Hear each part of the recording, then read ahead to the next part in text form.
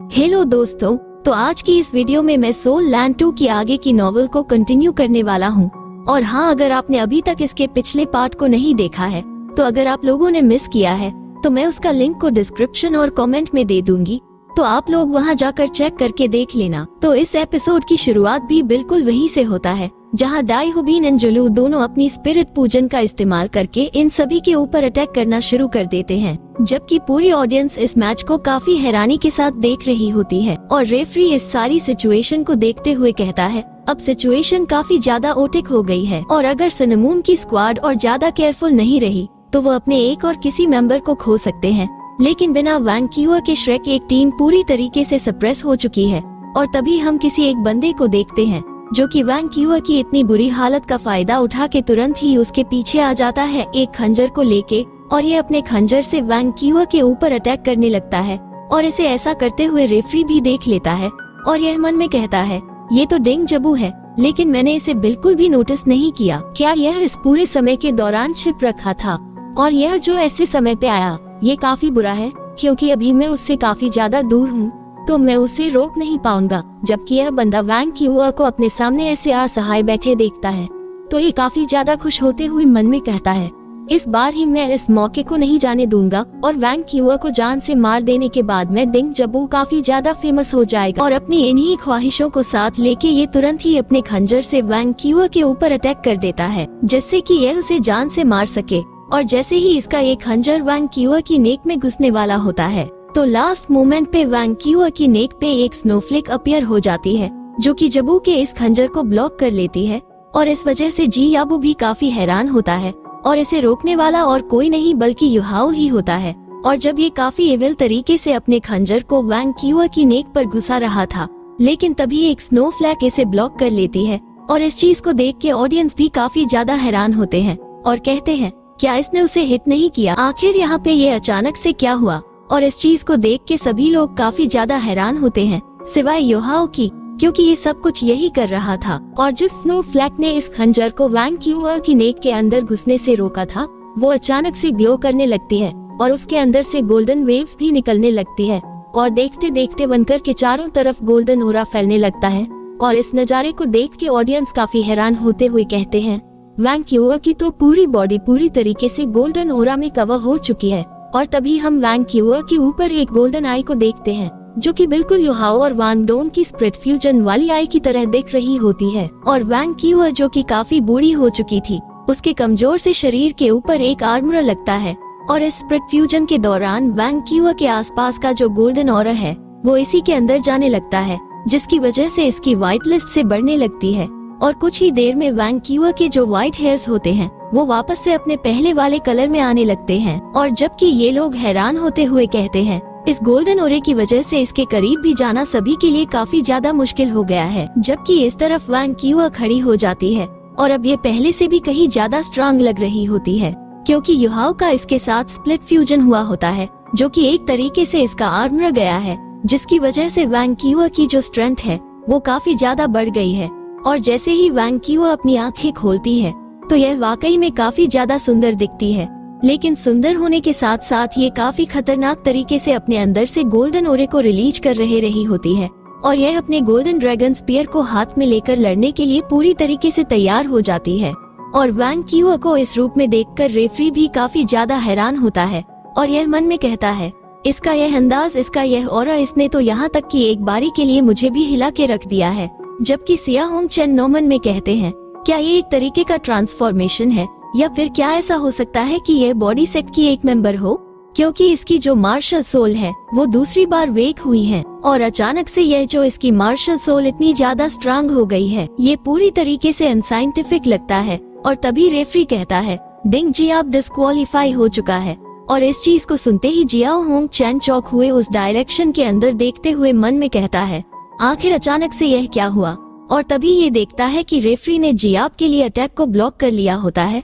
और फिर जया होंग चन काफी सीरियस होते हुए कहता है मैंग क्या तुम्हें मैच से पहले वाला एग्रीमेंट याद है, जिस पर मैंग भी काफी सीरियस और गुस्से में कहती है हमें हर हालत में जीतना ही होगा, यहाँ तक कि फिर उसके लिए हमें मरना ही क्यों ना पड़े। और इसी दृढ़ निश्चय के साथ ये दोनों ही अपनी अपनी सोल रिंग्स को रिलीज कर देते हैं, जिससे कि यहाँ पे एक गोल्डन टोड आ जाता है जिसपे जया होंग चन अपनी एबिलिटी की मदद से अपने काफी सारे वेपन्स को तैयार कर देता है। और यह टॉड वाकई में काफी ज्यादा खतरनाक लग रहा होता है, क्योंकि इसकी बॉडी के ऊपर एक से बढ़कर एक वेपन ये होते हैं और फिर ये तुरंत ही एक साथ सारे वेपन से अटैक कर देता है, जो कि काफी खतरनाक तरीके से वांग क्यूआ की तरफ आ रहे होते हैं। जबकि इस तरफ वांग क्यूआ को घंटा ही फर्क नहीं पड़ रहा होता है और तभी यह अपने ओरे को उस तरफ रिलीज करती है, तो इसका गोल्डन ओरा किसी गोल्डन ड्रैगन की तरह काफी खूंखार तरीके से आगे बढ़ता है और एक ही अटैक में उसको तबाह करके रख देता है और चारों तरफ उसके गोल्डन टुकड़ों को बिखेर देता है। लेकिन तभी ये जो बंदा होता है ये अपने 9 लुमिनेट से अटैक कर देता है और इसे इस तरीके से अटैक करता देख वांग क्यूआ तुरंत ही अपने गोल्डन ड्रैगन स्पीयर को उसकी डायरेक्शन में पॉइंट आउट करती है, जिसकी वजह से इसके स्पीयर के अंदर से कुछ अटैक्स निकल के जाते हैं, जो कि उन सभी 9 लुमिनेट को डिस्ट्रॉय कर देते हैं, जिसकी वजह से यह बंदा भी काफी इंजर्ड हो जाता है। और 9 लुमिनेट के टुकड़े होते हुए देखे ऑडियंस भी काफी ज्यादा हैरान होती है, जबकि इस तरफ मैंग होंग चन ने अभी भी हार नहीं मानी होती है और यह वर्मियन क्लियर आई और 6 सोल स्किल को इस्तेमाल करती है। और जैसे यह वर्मियन क्लियर आई और 6 सोल स्किल को इस्तेमाल करती है तो यहाँ पे एक जॉइंट ग्रीन कलर का आई टॉड आ जाता है, जो कि अपने मुंह से एक काफी ज्यादा खतरनाक अटैक वांग क्यूआ की तरफ कर देता है। और इस अटैक को वांग क्यूआ की तरफ जाते हुए देख जिंग होंग चैन भी खुश होते हुए मन में कहता है, पहले तो मैंने हाईली कंसंट्रेटेड पॉइजन को अपनी सोल पावर के साथ मिला के इस फॉर्म के मिक्सचर को तैयार किया, जिसके बाद इसे कंडेंस करके लिक्विड के अंदर बदला, जिसकी वजह से इसका जो जहरीलापन है वो काफी ज्यादा स्ट्रांग हो गया, जिसकी वजह से यह एब्सोल्यूट के काफी करीब तक पहुंच गया है। और इस पॉइजन की बस एक छोटी सी बूंद भी काफी है एक डायमंड ममुत को मारने के लिए, और इसका जो जहरीलापन है वो ह्यूमन के 8 रैंक सोल दिलों के पावर के बराबर है। और हम देखते हैं कि यह जो अटैक होता है ये वांग क्यूआ के काफी करीब पहुंच गया होता है। और इस चीज को देख के रेफरी काफी हैरान होते हुए मन में कहता है, वांग क्यूआ तो इस अटैक को बिल्कुल भी अवॉइड करने की कोशिश नहीं कर रही है। जबकि जिंग होंग चन खुश होते हुए कहता है, अब यह निश्चित रूप से मारी जाएगी। लेकिन जैसे ही यह पॉइजन वांग क्यूआ के करीब पहुंचता है तो ये तुरंत ही बर्फ में जम जाता है और पॉइजन को बर्फ में बदलता देख ऑडियंस भी काफी ज्यादा हैरान होती है और वांग क्यूआ एक ही झटके में इसे नष्ट कर देती है। जबकि इस तरफ ये जो मैंग होती है ये काफी ज्यादा हैरान होते हुए मन में कहती है, ऐसा नहीं हो सकता है, यह नामुमकिन है। मेरी कोरोसिव आइज करीब करीब लिमिट्स तक पहुंच गई थी, लेकिन यह उसे इतनी आसानी से कैसे जमा सकती है। और तभी अचानक से वांग क्यूआ काफी खतरनाक तरीके से अपने गोल्डन ड्रैगन स्पीयर के साथ मैंग होंग चैन की तरह बढ़ने लगती है और इस चीज को देख के जिया होंग चैन भी चौंक जाता है और ये तुरंत ही अपने गोल्डन टॉर्च से एक काफी ज्यादा खतरनाक अटैक को वांग क्यूआ की तरफ रिलीज करता है, जो कि काफी तेज से वांग क्यूआ के काफी करीब भी पहुंच जाता है। लेकिन वांग क्यूआ के चारों तरफ एक गोल्डन ड्रैगन की शेडो होती है, जो कि तुरंत ही वांग क्यूआ को प्रोटेक्ट करने के लिए इस अटैक के बीच में आ जाती, जिसकी वजह से यह अटैक पूरी तरीके से डिस्ट्रॉय हो जाता है। और आप लोग भी देख सकते हैं ये गोल्डन ड्रैगन इस अटैक को खा रहा है। जबकि इस अटैक को देख के वांग क्यूआ तुरंत ही अपने टारगेट को चेंज कर देती है और ये तुरंत ही जिया होंग चैन की तरफ बढ़ने लगती है। और जैसे ही वांग क्यूआ अपने गोल्डन ड्रैगन स्पीयर से उस गोल्डन तट के ऊपर अटैक करती है तो वो गोल्डन तट तुरंत ही गोल्डन लिक्विड के अंदर बदल जाता है और तुरंत ही चारों तरफ फैल जाता है। जबकि इन दोनों की लड़ाई को देख के मैंग होंग चैन को जिया होंग चैन की काफी ज्यादा चिंता होने लगती है। जबकि इस तरफ जिया होंग चैन कहता है, मेरे मार्शल सोल अवतार के साथ किसी भी चीज के शेप को ले सकता हूँ।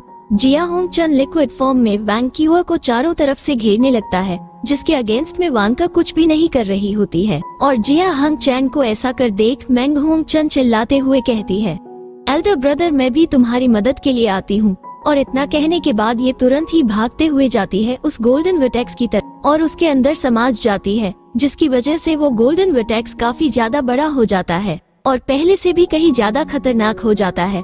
और इस नजारे को देख के ऑडियंस काफी ज्यादा हैरान होती है और कहती है, आखिर अचानक से यह क्या हो रहा है और आखिर अचानक से एरिना के अंदर एक गोल्डन वर्टेक्स कहाँ से आ गया। जबकि सर्फ इस नजारे को देख के ज्योति आर्यन कुछ भी नहीं कहता है। जबकि जिंग होंग चन थोड़ा सा चिंता में होता है और युहाओ मन में कहता है, मुझे कोई भी आइडिया नहीं है कि उस वॉटेक्स के अंदर अभी क्या हो रहा है, लेकिन मुझे पूरा विश्वास है कि मेरे ग्रैंडसन नहीं हारेंगे।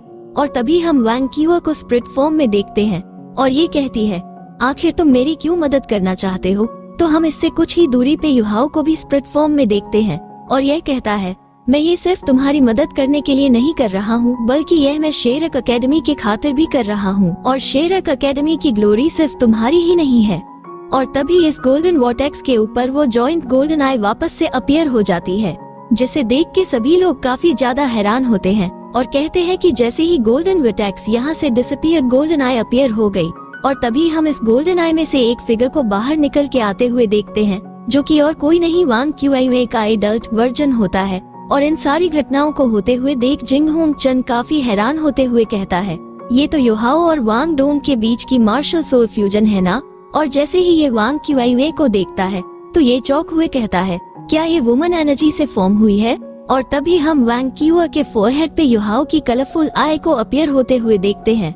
और इसके नीचे जो वो गोल्डन वॉर्टेक्स होता है उसके ऊपर ये तुरंत ही अपने गोल्डन ड्रैगन स्पीयर के साथ अटैक कर देती है। और ये एकदम किसी ड्रैगन की तरह इनके ऊपर अटैक करने के लिए आगे बढ़ रही होती है। और वांग क्यूआ को इस तरीके से अपने ग्रैंडसन्स के ऊपर अटैक करता देख जिंग होंग चन काफी ज्यादा घबरा जाता है और ये चिल्लाते हुए कहता है, इस गेम को अभी के अभी ही खत्म करो। जबकि इस तरफ वांग क्यूआ ने इन दोनों भाई बहनों के ऊपर खतरनाक तरीके से अटैक करने के लिए अपनी fifth soul skill dragon roar of destiny golden dragon hall से एक काफी ज्यादा खतरनाक और भयंकर एक अटैक इन दोनों के ऊपर कर देती है, जिसके अंदर से वाकई में काफी ज्यादा एनर्जी रिलीज होती है। और तो और यहाँ पे एक काफी ज्यादा तगड़ा और बड़ा ब्लास्ट होता है, जो कि एरिना को पूरी तरीके से तहस नहस करके रख देता है। और इस धमाके को देख के ऑडियंस काफी ज्यादा हैरान होते हुए कहते हैं, इस अटैक की वजह से पूरा एरिना तो तबाह हो गया है, क्या इसका हम पे भी असर पड़ेगा क्या। जबकि इस तरफ रेफरी उस अनब्रेकेबल शील्ड को इस्तेमाल कर रहा होता है और ये कहता है,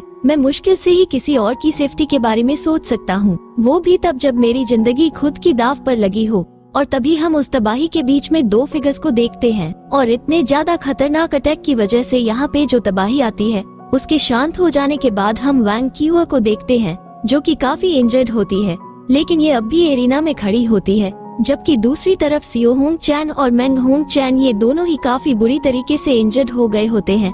जबकि मैंग होंग चैन अब भी वांग क्यूआ की तरफ ही दिख रही होती है, क्योंकि कुछ ही देर में वांग क्यूआ की जो इंजरी होती है वो हील हो चुकी होती है। और इसी के साथ हमारा एपिसोड यहीं पर एंड हो जाता है। यदि अगर आप लोगों को वीडियो थोड़ा सा भी अच्छा लगा हो, लाइक शेयर सब्सक्राइब दबा के करना और हाँ कमेंट करके बताना कि वीडियो कैसे लगा, अच्छा लगा हो। इंतजार करना, मिलते हैं अगले वीडियो में।